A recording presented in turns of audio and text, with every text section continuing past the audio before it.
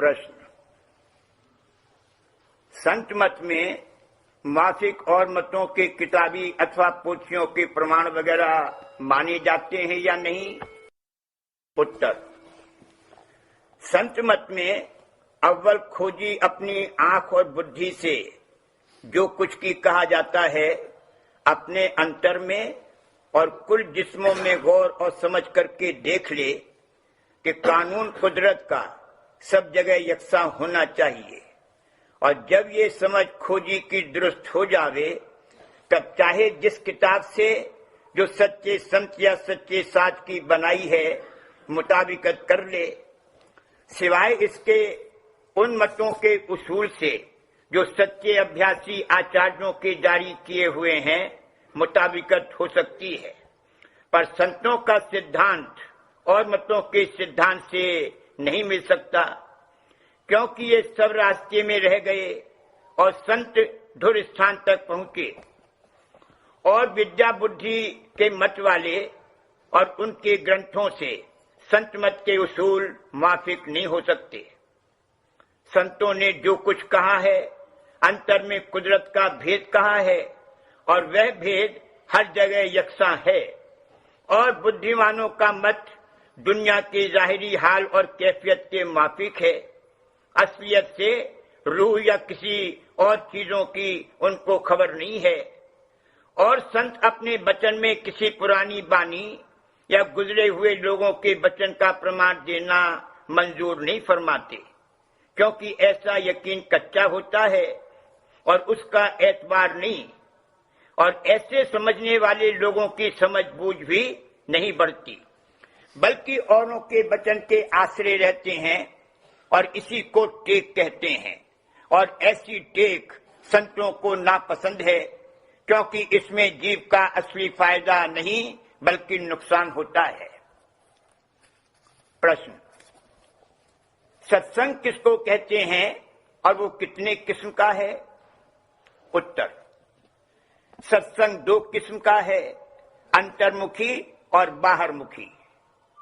मालिक के साथ संग करना यानी भजन में बैठकर शब्द गुरु से मिलना सत्संग अंतर्मुखी है, और सद्गुरु भक्त के दर्शन करना, उनका वचन सुनकर उस पर अमल करना, या जहां वह इजाजत दें और जहां संतों की वाणी का पाठ या अर्थ या परमार्थी चर्चा होती है जाना बाहरमुखी सत्संग है। मालूम होवे कि संतों की वाणी में महिमा सच्चे मालिक सत्य पुरुष राधा स्वामी की और सूरज शब्द मार्ग और उसके अभ्यास करने वाले की हालत जो दिन दिन बदलती जाती है, और वर्णन प्रेम प्रीत का सदगुरु के चरणों में, और हाल मन इंद्रियों के विकारों का और जतन उनके दूर करने का वर्णन किया है।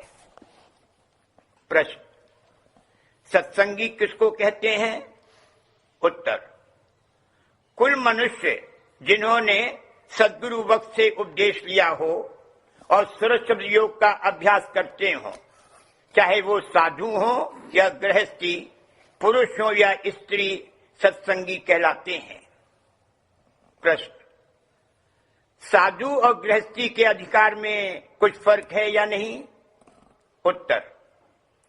संत मत में जाहिरी त्याग और ग्रहण बहुत कम दर्जे का समझा गया है, फिर भी जिसके जितने बंधन इस संसार में कम हैं, उतना ही उसको ज्यादा मौका इस अभ्यास और आनंद के प्राप्ति का मिलता है, और इस अंग में साधु ज्यादा अधिकारी हैं, पर असल में त्याग और ग्रहण मन से है। जो मन से संसार का त्यागी है उसका दर्जा निहायत बड़ा है, और वो संत मत को बहुत जल्दी और अच्छी तरह समझकर पूरा फायदा उठा सकता है, चाहे वो गृहस्थ में हो और चाहे विरक्त। और जो मालिक के चरणों का प्रेम मन में नहीं है तो गेरुआ कपड़े रंग लेना या सर मुड़ाकर घर बार स्त्री पुत्र वगैरह को छोड़ देने से संत मत में कोई बड़ाई नहीं समझी जाती है, और ऐसे भेखी साधुओं और संसारी गृहस्थियों का एक दर्जा है। बल्कि इस वक्त में राधा स्वामी जाल किसी से उसकी गृहस्थी और रोजगार नहीं छुड़ाते हैं, और फरमाते हैं कि गृहस्थ में रहकर अगर शौक सच्चा है तो भजन ज्यादा आसानी और रस के साथ बन सकेगा। प्रश्न, स्त्री और पुरुष अर्थात मर्द और औरत का यकसा अधिकार है या कम ज्यादा? उत्तर, अपने कल्याण और उद्धार की जैसी पुरुष को जरूरत है ऐसी ही स्त्री को, और जितनी अकल वगैरह पुरुष में होती है कमोवेश उतनी ही स्त्री में भी होती है। बल्कि संत मत में जो प्रेम और भक्ति का मार्ग है इसमें अक्सर औरतें ज्यादा जल्दी फायदा उठाती हैं, क्योंकि उनमें कुदरती प्रेम और भाव अंग ज्यादा है। इस वास्ते जैसे कि हर एक काम को स्त्री और पुरुष मिलकर करते हैं और शास्त्र में भी स्त्री को अर्धांगिनी कहा है, इसी तरह संत मत में भी स्त्री और पुरुष का बराबर अधिकार है। और आजकल हुजूर राधा स्वामी जाल की ऐसी भारी दया जीवों पर है कि वो स्त्री और पुरुष दोनों को बराबर उपदेश देते हैं। पुरुष को सत्संगी और स्त्री को सत्संगिन कहते हैं, और बाजी इज्जतदार नेक और पाक स्त्रियां इस वक्त में बहुत ऊंचे दर्जे पर पहुंची हुई हैं। प्रश्न, सूरज शब्द योग का अभ्यास किस तरह किया जाता है? उत्तर, जो शब्द ऊंचे देश से नीचे को घट में आ रहा है और जिसकी आवाज हर एक मनुष्य के अंतर में हर वक्त जारी है, उसमें सूरत यानी रूह को 7 तवज्जे के जोड़कर ऊपर को चढ़ाते हुए पिंड और ब्रह्मांड के पार जाल देश में पहुंचाना सूरज शब्द योग का अभ्यास करना है। प्रश्न, जब शब्द की धार नीचे आ रही है उसके सहारे सूरज की धार ऊपर को किस तरह चढ़ेगी? उत्तर, जैसे मछली जल की धार में जो किसी ऊंचे स्थान से नीचे को गिर रही हो उस धार के सहारे ऊपर को चढ़ जाती है। मुफस्सिल भेद इसका सद्गुरु वक्त से या उनकी इजाजत लेकर किसी सच्चे सत्संगी अभ्यासी से मालूम हो सकता है। प्रश्न, उपदेश की क्या रीत है? उत्तर, उपदेश की कोई खास रीत नहीं है। जिस वक्त कोई अधिकारी जीव यानी सच्चा शौक वाला आवे उसी वक्त उसके सामने मत का निर्णय किया जाता है। जो उसकी समझ में मत अच्छी तरह आ जावे तो करीब 5 घंटे में उपदेश दिया जाता है। और राधा स्वामी जाल की दया से यहाँ तक आसानी है कि जिस जीव को मन से सच्चा शौक हो और उसको किसी सबब से आगरे में आने का मौका न मिल सके तो उसको लिखकर उपदेश पहले दर्जे का अभ्यास का भेज दिया जाता है। और दर्जे 2 हैं, पहला सुमिरन और ध्यान और दूसरा भजन। प्रश्न, अभ्यास की क्या रीत है? उत्तर, भजन यानी अंतर में आकाशी शब्द का श्रवण करना और उसके आश्रय सूरज का चढ़ाना।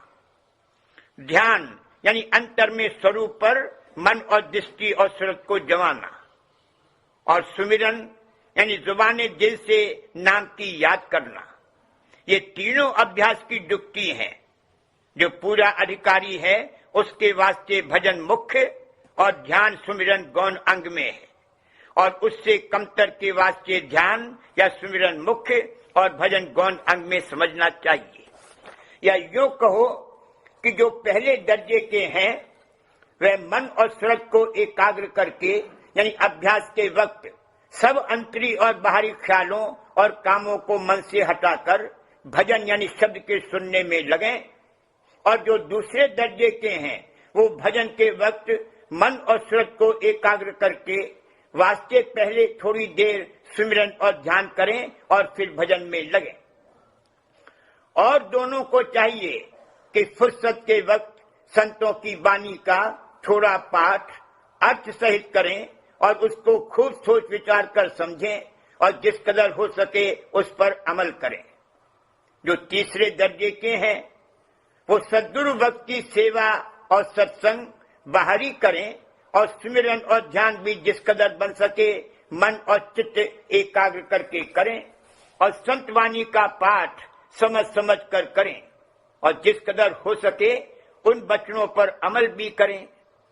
मुफस्सिल भेद इसका सद्गुरु वक्त से मिल सकता है और वे ही हर एक के दर्जे के हाल की जांच कर सकते हैं।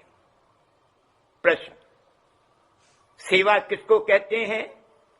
उत्तर, सद्गुरु वक्त की आज्ञा में सच्चे मन से चलना और जो जुगत वह बतावें उसका अंतर अभ्यास चित्त लगाकर करना अंतरी सेवा है।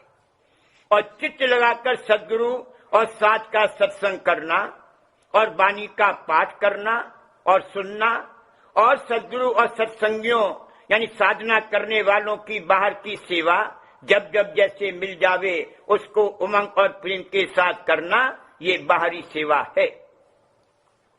प्रश्न, सच्चे परमार्थी की क्या पहचान है?